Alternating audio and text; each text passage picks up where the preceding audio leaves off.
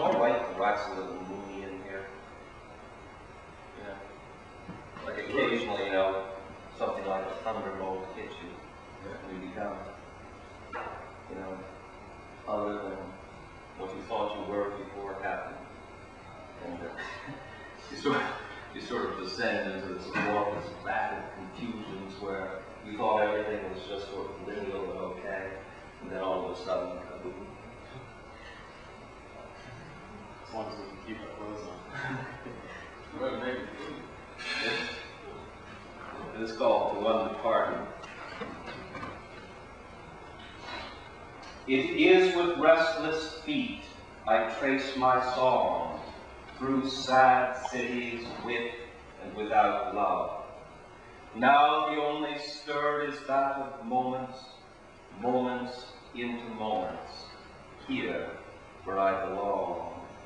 And from the central precincts where I move, from lucid instants into frozen fragments of sensual singing, of imagined pleasure that flies to England, to the home of peace.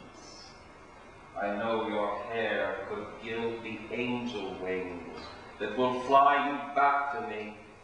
I measure a wasted life as living incomplete, without the passion that the spring birds sing. The tidal surge I felt is now a stream. I rest upon its banks and watch the clouds that move upon the strata like cold ghosts, and from a rapt enchantment waking, scream as Cirrus turns to Nimbus, that to shrouds that blanket love in fragments, the host of countless crawling things. Give me new eyes, the radiant matches of your just lit face, the innocence that robs the mind of reason, the smile that makes the limp antennae rise into the curious regions of clear space, where hair is just the meltings of the sun.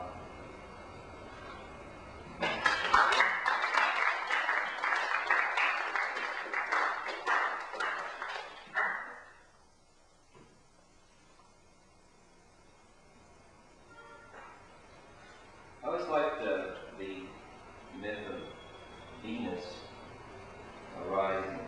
I just think it's kind of interesting that Uranus's balls were cut off and thrown onto the sea, and they were so hot that out of the foam of this fjord came beauty.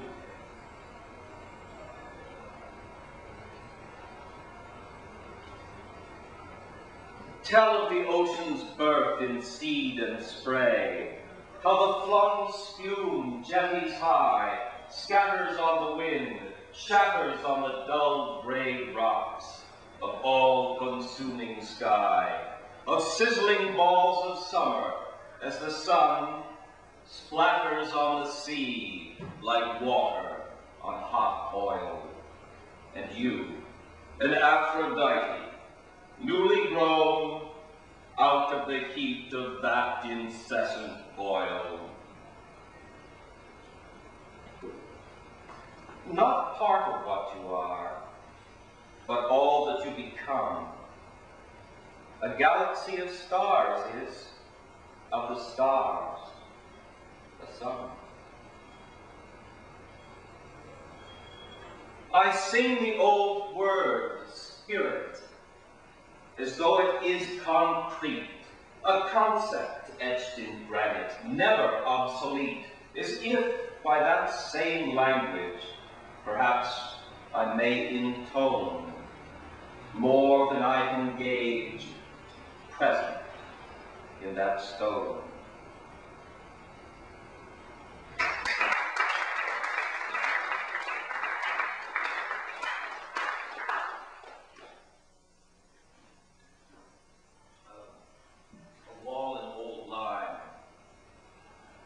Erected by the farmers, these once agrarian woods, treated to the sounds of heifers lowing, where corn and pasture land, barley, oats, and wheat, now strewn by heaves and hooves, this old country's shifting.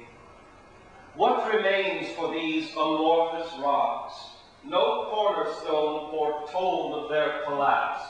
It is erosive time, condensed into a scene of falling hardwoods, chainsaws, and the wind.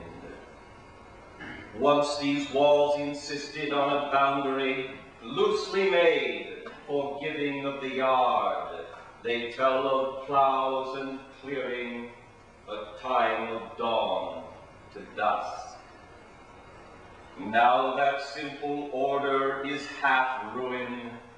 The lichen-covered relics stand alone. I leave the scene untouched and turn back home to stand before your eyes.